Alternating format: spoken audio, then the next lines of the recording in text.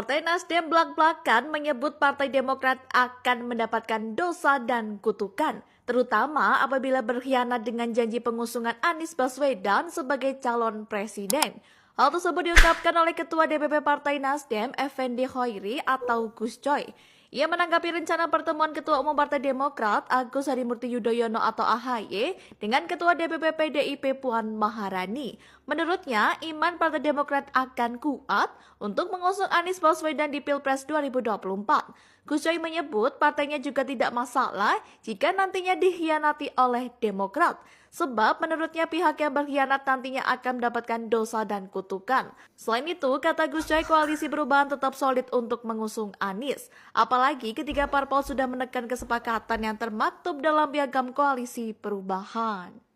Sebenarnya kunci Anies itu di Ahmad Ali, ya, yang membangun komunikasi dengan daerah-daerah, yang membangun kekuatan.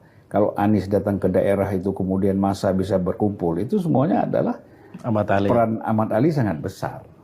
Ya kan, sebagai kita tahu lah, kalau yang lain kan salon semua nih, ya kan. Kalau Ahmad Ali ini kan orang lapangan, jadi dia bisa tahu bagaimana memanfaatkan lapangan itu untuk mengkoordinir massa.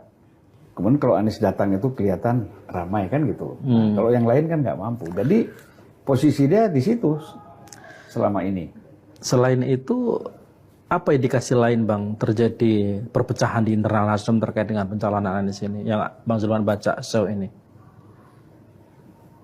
Ada kekhawatiran dari segelintir kelompok Di Nasdem itu. Ya bagaimanapun kan orang mengharap setelah Surya Paloh ini menjadi tidak lagi menjadi ketua umum, yaitu kan tentu harapannya kan dilanjutkan oleh Prananda Paloh. Ya, putra mahkota. Nah, putra mahkota. Nah, sebahagian senior itu terus terang saja mengharapkan itu bisa terwujud. Nah, tetapi kan sebagian kawan-kawan juga menginginkan ya jangan dulu lah, kasih Ahmad Ali dulu lah. Oke. Ya kan, gitu. Seperti saya, lebih cocok Ahmad Ali dulu lah. Transisi kan gitu, jangan langsung gitu. Transisi dulu Ahmad Ali, kemudian siapa lagi? Ada Gus Coy melihat mungkin begitu, ada termasuk Hermawi Taslim, ya kawan-kawan yang sudah lama di dalam Nasdem ini melihat, cobalah kita transisi dulu. Tapi kan tidak berani muncul ide untuk dukungan kepada Ahmad Ali itu. Ya. Nah sehingga ini kan ada kecurigaan, wah ini kalau gitu Ali jangan kita kasih peran yang besar nih. Bahaya juga ini. Ya kan, bisa nikung ini. Nah, kira-kira begitulah Pan. Ini kan namanya persepsi politik. Kalau dilihat dari bahasa dan analisanya Bang Zulfan ini, de jure-nya udah nggak di Nasdem, tapi de facto-nya masih di Nasdem kayaknya. Sahabat-sahabat kami di HTI, cukup selembar surat saja. Ini artinya apa? Kita butuh kekuasaan. Kita harus raih dan harus rebut, saudara. Jangan pernah mundur. Jangan pernah takut.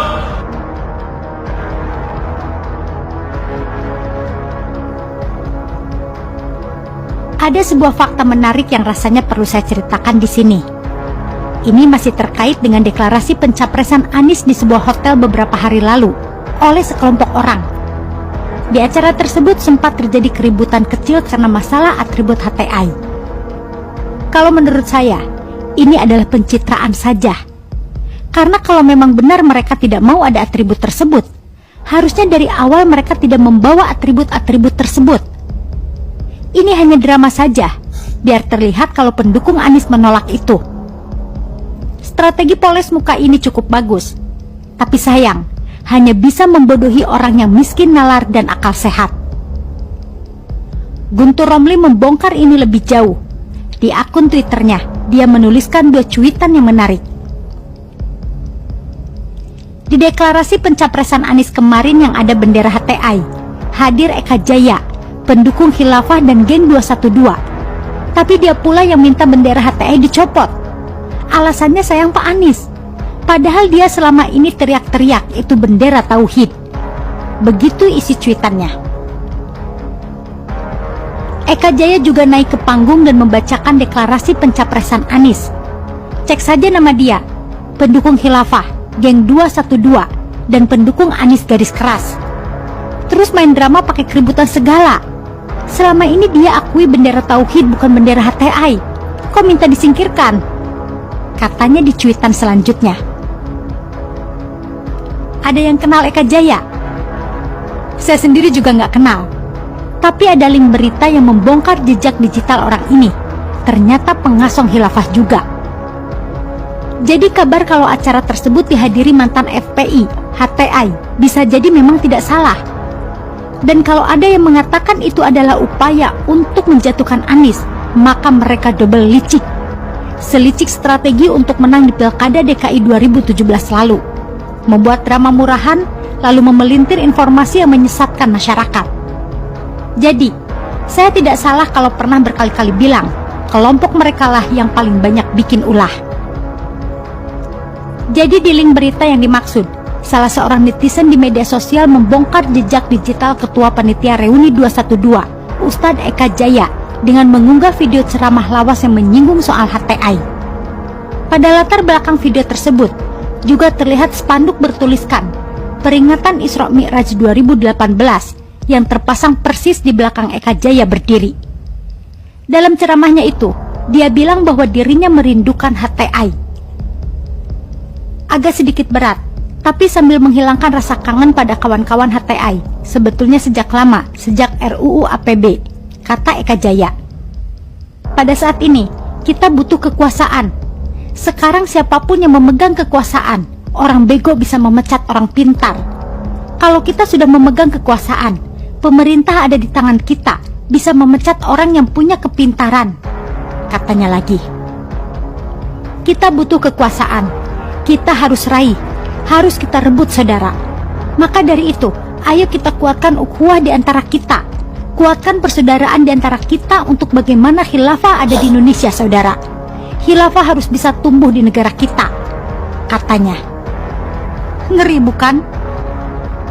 Masih yakin kalau Anies tidak didukung oleh kelompok radikal dan intoleran? Anies bisa saja membantah, mengelak atau tidak mengaku. Tapi jejak digital selalu ada, takkan pernah terhapus. Apalagi jejak digital saat Pilkada DKI 2017. Semua tahu betapa busuknya cara mereka menang Pilkada. Kadrun bilang, kita takut Anies nyapres. Untuk apa takut? Kita waspada karena ada virus berbahaya yang sedang mencari inang baru. Virus radikalisme dan intoleran pengasong khilafah yang sedang mencari cara untuk berkuasa dan menyetir presiden yang mereka dukung. Anies sampai detik ini tidak terlihat berusaha keras untuk melepaskan diri dari mereka. Yang bisa diartikan sebagai Anies sepertinya nyaman dan tidak keberatan. Mungkin rasanya enak didukung seperti itu dan pernah merasakan kemenangan. Kalau begitu, jangan salahkan kalau Anies dianggap sosok yang tidak layak untuk memimpin di negara ini. Bukan lagi soal kelebihan bayar yang berpotensi meningkat drastis, tapi juga menjamurnya kelompok-kelompok berbahaya yang dapat merongrong NKRI. Ini tidak boleh dibiarkan. Baik saudara sekalian, itu ada 3 buah video yang coba saya reaksi pada kesempatan kali ini terkait dengan calon presiden dari Partai Nasdem, yakni Anies Baswedan. Di video tadi kita menyaksikan bagaimana seorang Eka Jaya, salah satu pendukung fanatik dari Anies Baswedan, dalam rekam jejak digitalnya, ternyata beliau adalah salah satu pengasong khilafah dan juga tergabung dalam organisasi terlarang HTI. Namun di sini mereka merekayasa momen atau diskenariokan dengan pada saat deklarasi untuk mengusung Anies Baswedan, itu Eka Jaya menyampaikan untuk mencopot bendera HTI yang ada dalam ruangan tersebut. Dan ini terkesan sudah diskenariokan. Karena kalau memang itu dilarang, kenapa harus dibawa masuk di dalam ruangan? Menurutnya bahwa mereka menyayangi Pak Anies sehingga bendera itu harus disingkirkan. Dan ketika awal dipersoalkan bahwa itu ada bendera HTI, yang menyampaikan itu bendera tauhid. Tetapi kenapa saat ini bendera tauhid pun harus disingkirkan di dalam ruangan pendeklarasian tersebut. Dan ini memang satu strategi yang dilakukan oleh pihak Anies untuk bagaimana menunjukkan kepada publik bahwa Anies itu adalah orang atau capres yang tidak didukung oleh organisasi terlarang. Dan Anies itu benar-benar bersih atau terhindar dari organisasi tersebut. Namun sayang, rekam jejak digital tidak pernah bohong. Dan ini hal yang pernah disampaikan oleh Anies Baswedan, yang diusung bukan soal visi misi, tetapi yang perlu dilihat adalah rekam jejak. Dan rekam jejak itu juga ditampilkan bagaimana seorang Eka Jaya dulu berdasarkan rekam jejak tersebut, jejak digital, di mana ia adalah salah satu orang yang mendorong untuk adanya negara khilafah. Dan hal itu terungkap video dalam rekam jejak tersebut. Jejak digital terekam rapi, sehingga dari awal pergerakan hingga saat ini terekam semua. Jadi ya kadangkala Pak Anies omong ada benarnya juga. Yang perlu diperhatikan di sini adalah rekam jejak ya, bukan visi misi, tapi rekam jejak. Dan rekam jejak itu pun juga yang membongkar segala hal yang pernah dilakukan oleh para pendukung fanatik dari Anies Baswedan.